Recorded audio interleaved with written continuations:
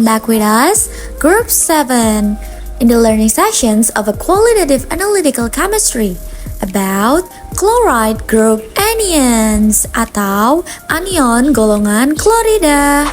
Pada golongan anion itu dibagi menjadi 3 jenis. Yang pertama, klorida, sulfida, dan nitrat. Pada pembahasan kali ini, kelompok kami akan membahas anion golongan klorida.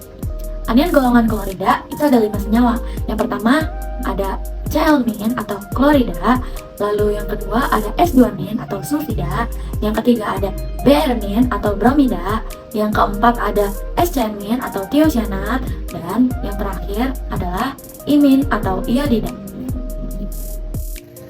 Di sini saya akan menjelaskan bagian reaksi untuk identifikasi anion golongan klorida. Pertama-tama, campuran anion klorida seperti bromin, iodin, klorida, SCN- yaitu tiocyanat, dan sulfida direaksikan dengan H2SO4 atau asam sulfat sehingga terbentuk larutan Br-, imin, Cl-, SCN-, dan S2-. Kemudian, larutan ini direaksikan lagi dengan AgNO3 atau perak nitrat sehingga terbentuk padatan atau endapan.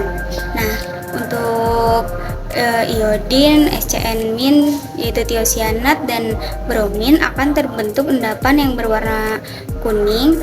Sedangkan untuk Cl- atau klorida akan terbentuk endapan yang berwarna putih, dan untuk sulfida akan langsung terbentuk endapan berwarna coklat.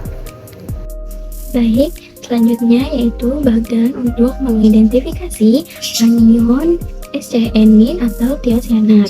Sebelumnya sudah terdapat endapan AgSCN atau perak tiocyanat, kemudian direaksikan atau ditambah dengan FeNO3 3 kali atau namanya besi 3 nitrat, kemudian menghasilkan larutan FeSCN 2+ atau ion besi 3 tiocyanat yang berwarna merah keorenan.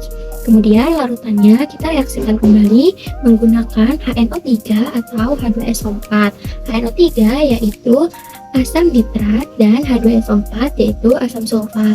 Kemudian menghasilkan larutan HCN atau yang dinamakan dengan asam tiocyanat. Untuk mengidentifikasi AgBr atau perak bromida, pertama-tama digunakan reagen asam nitrat atau HNO3. Hasilnya adalah ion bromin dalam keadaan aqueous berwarna kuning. Kemudian direaksikan lagi dengan K2S2O8 atau kalium persulfat. Hasilnya adalah bromida dalam keadaan aqueous berwarna ungu.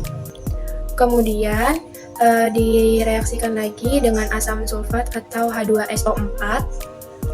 Hasilnya adalah HBr atau asam bromida dengan uap berwarna ungu. Baik, pada tahap pertama yaitu terdapat larutan anion campuran yaitu imin, Br-, Cl-, SCN-, dan S2-. Yaitu imin merupakan iodin, Br- merupakan bromin, Cl- merupakan klorin, SCN- merupakan tiocyanat, dan S2- merupakan klorida. Pada step yang pertama, kita menambahkan H2SO4 atau asam sulfat. Maka larutannya akan larut kembali menjadi imin, bromin, klorin, SCN- dan S2-, yaitu imin merupakan iodin, Br- merupakan bromin, Cl- merupakan klorin, SCN- merupakan tiocyanat, dan S2- merupakan sulfida.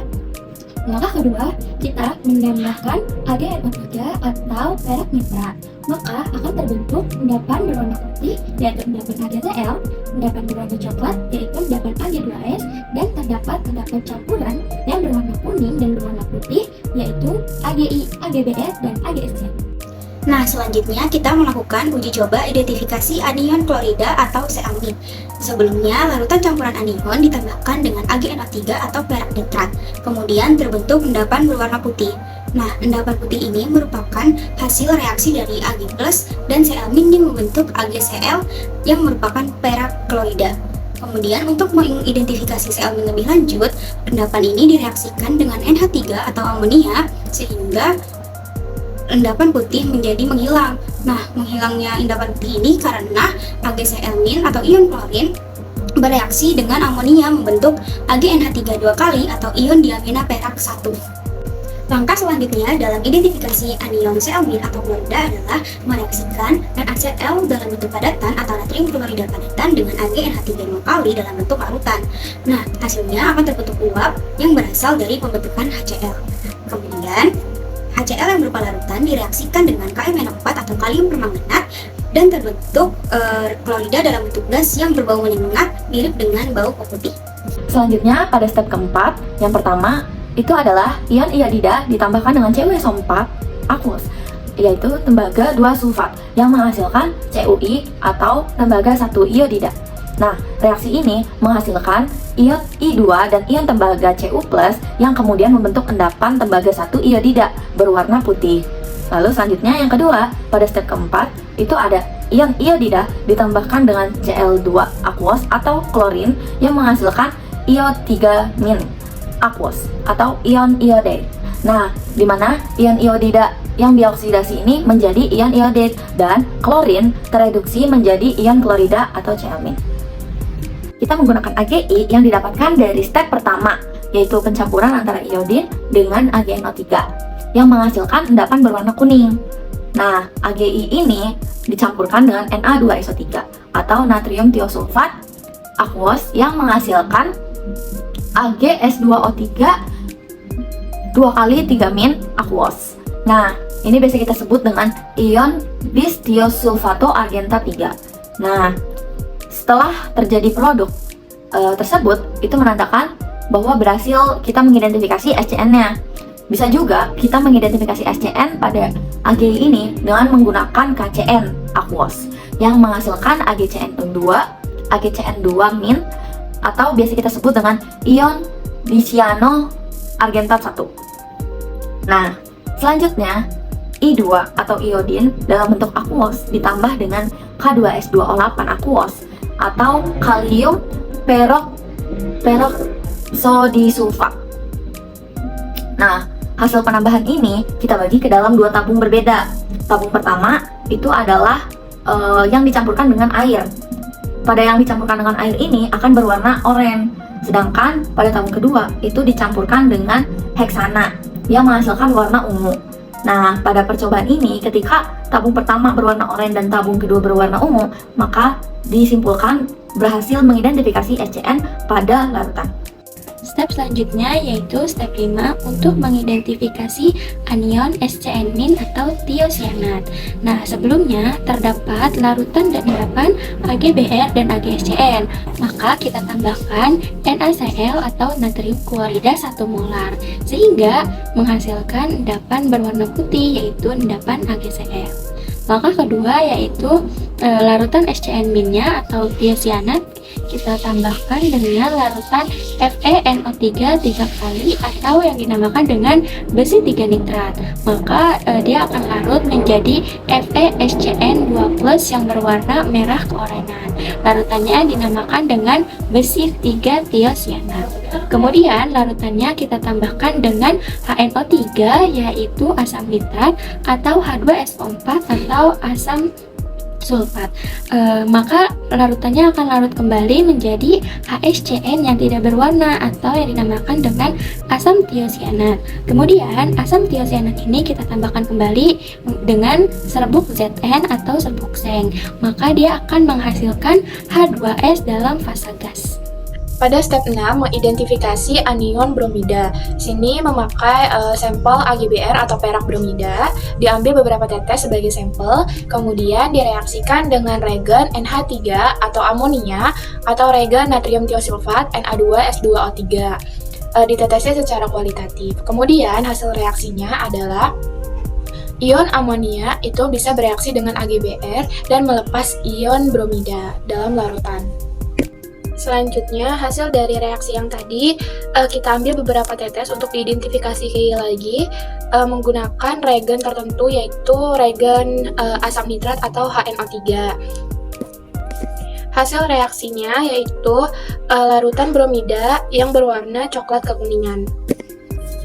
Selanjutnya, hasil dari reaksi tadi kita pindahkan ke tabung reaksi yang baru, beberapa tetes, kemudian direaksikan lagi dengan air klorin. Dan hasil dari reaksi tersebut Kemudian, hasil dari reaksi yang tadi kita pindahkan ke tabung reaksi yang baru untuk diidentifikasi lagi menggunakan reagen tertentu. Di sini kita menggunakan reagen Cl2 atau air klorid.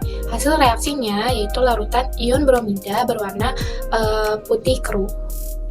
Hasil reaksi yang tadi yaitu larutan ion bromin berwarna keruh dipindahkan ke tabung reaksi yang baru untuk diidentifikasi lebih lanjut. Kemudian diuji dengan reagen K2S2O8 atau kalium persulfat sebanyak kualitatif. Hasil dari reaksi tersebut menghasilkan larutan berwarna keruh dan endapan berwarna ungu, yaitu senyawa KBr atau kalium bromida. Lalu hasil reaksi yang tadi dipindahkan lagi ke tabung reaksi yang baru dan diidentifikasi lagi menggunakan reagen tertentu. Di sini menggunakan reagen H2SO4 atau asam sulfat. Dan hasil dari reaksi tersebut yaitu larutan berwarna kuning keruh dan ada sedikit uap panasnya. Larutan tersebut berwarna keruh dan ada sedikit uap panasnya, yaitu larutan HBr. Hasil reaksinya yaitu HBr atau asam bromida dengan larutan berwarna kuning keruh dan ada sedikit uap panasnya. Selanjutnya, step 7.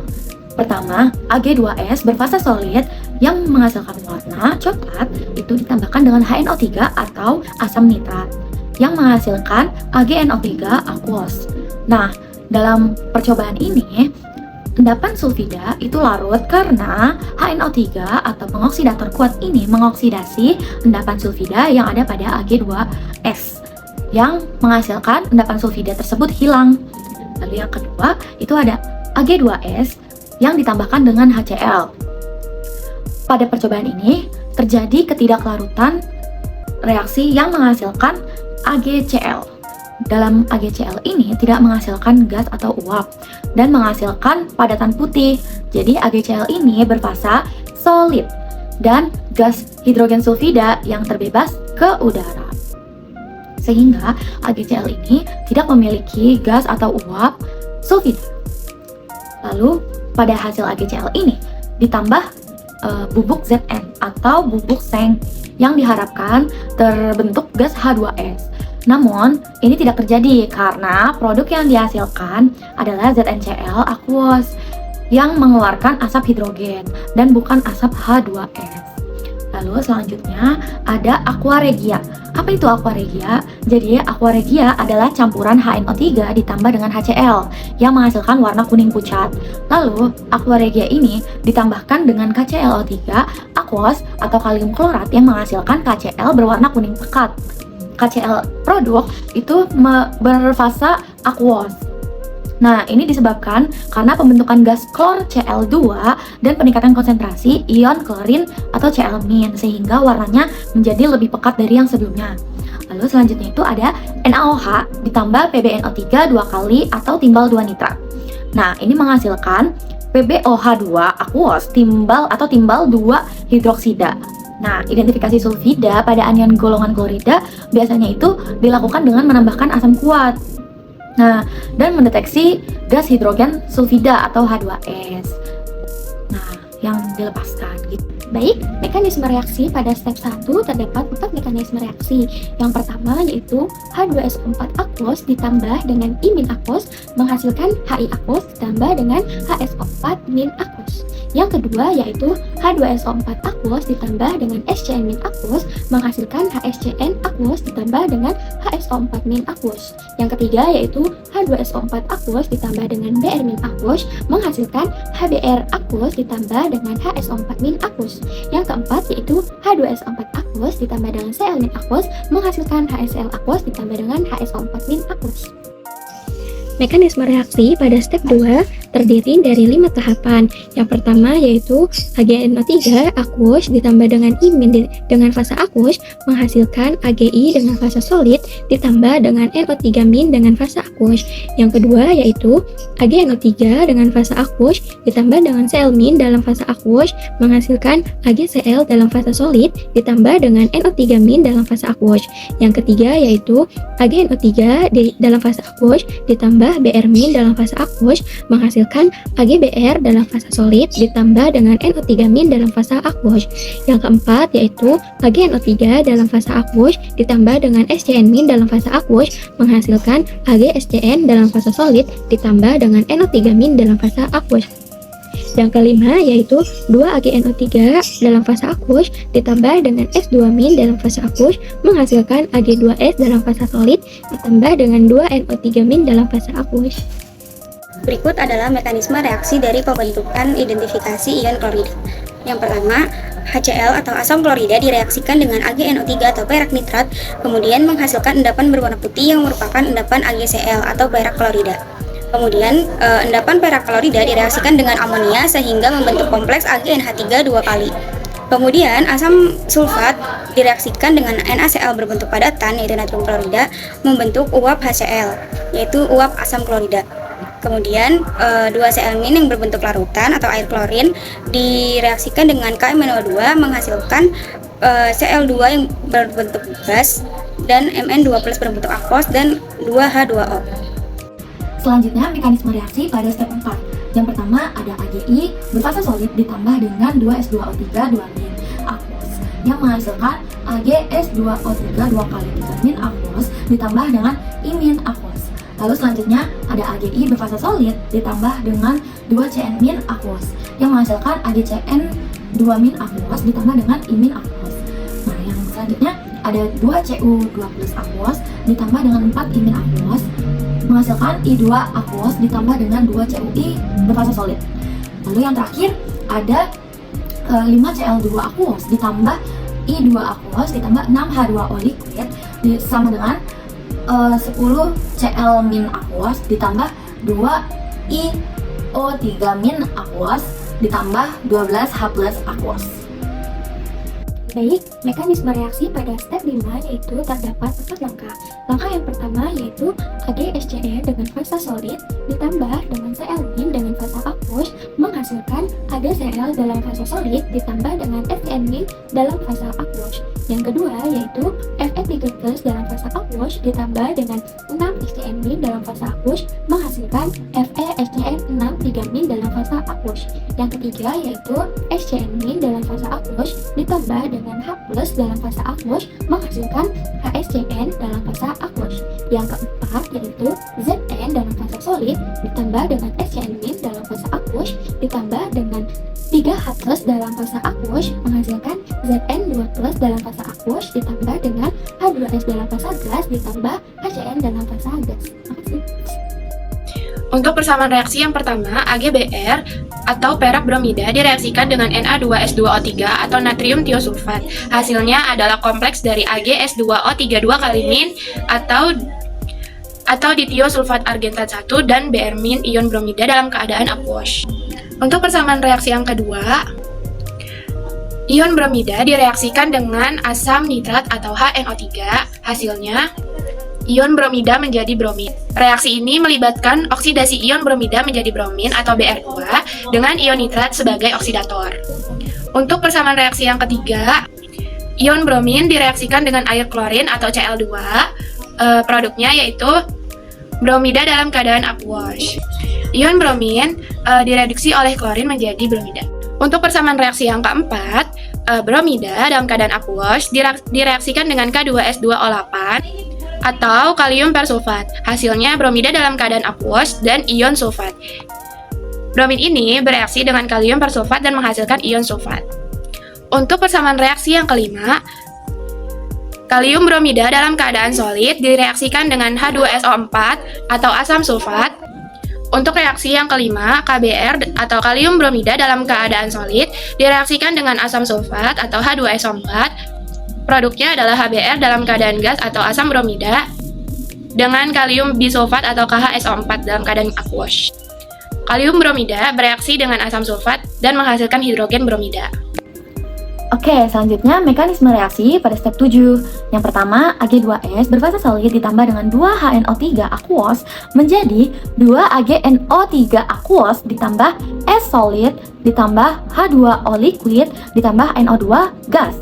Nah, yang kedua, Ag2S berfasa solid ditambah dengan 2HCl berfasa aquos menjadi 2AgCl berfasa solid ditambah H2S berfasa gas. Lalu yang ketiga, Zn berfasa solid ditambah dengan 2AgCl berfasa solid menghasilkan ZnCl2 aquos ditambah dengan 2Ag berfasa solid. Nah, selanjutnya ada 2NaOH berfasa aquos ditambah dengan PbNO3 dua kali berfasa aquos menghasilkan PbOH2 berfasa solid ditambah dengan 2NaNO3 berfasa aquos. Lalu yang terakhir itu ada KClO3 berfasa solid ditambah dengan 6HCl aquos menghasilkan KCl aquos ditambah 3Cl2 gas ditambah 3H2O liquid. Thank you for watching, guys.